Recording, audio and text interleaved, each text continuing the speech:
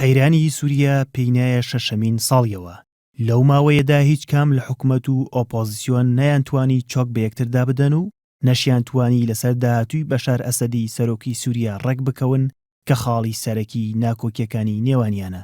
یەکێک لەو پێشنیازانەی بۆ چارەسەرکردنی قەیرانی سووریا لەلایەن وڵاتانی جلهێزی جیهان و خاوەن بڕیار لەو وڵاتەدا خراوەتە ڕوو جێبەجێکردنی سیستەمی فیدرالیە. خستنەڕووی پێشنیازی فیدرالی لە سووریا دوای کوژرانی 270,000 کەس و ئاوارەبوون و کۆچکردنی زیاتر لە 7 ملیۆن هاوڵاتی سووریا. بەپێی زانیاری و ڕاپۆرتە سەرەتاییەکان ئەگەر سووریا بکرێتە وڵاتێکی فیدرالی ئەوە بەسەر 4 هەرێمدا دابەش دەبێت.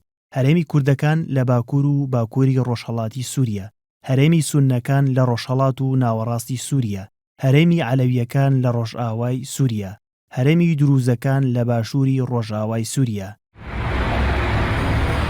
لە ماوەی قەیرانی سووریادا چەند ناوەندێکی توێژینەوە ژمارەیەک ئاماری نافەرمیان لەسەر پێکهاتە و ڕێژەی دانیشتوانی سووریا بڵاو کردوتەوە.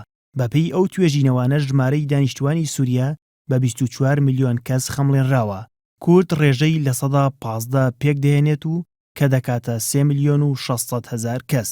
ڕێژەی سوننە لە سووریادا بە لە 162 دیاری کراوە کە دەکاتە 14 ملیۆن و 880,000 کەس.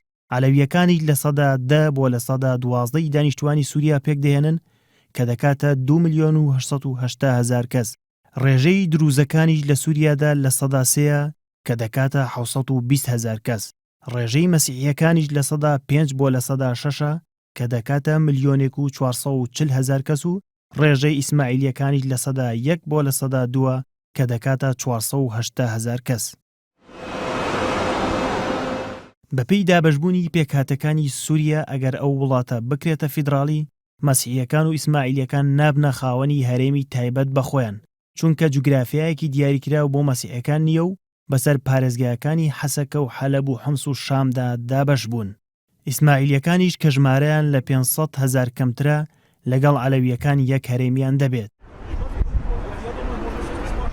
ئەگەر لایەنەکانی سووریا لە دانوستانەکانی جنێڤدا نەتوانن لەسەر چارەسەرکردنی قەیرانی وڵاتەکەیان ڕێک بکەون، ئەوە پێشنیازی فیدرالی بۆ سووریا دەبێتە یەکێک لە بربژێرە سەرەکیەکان.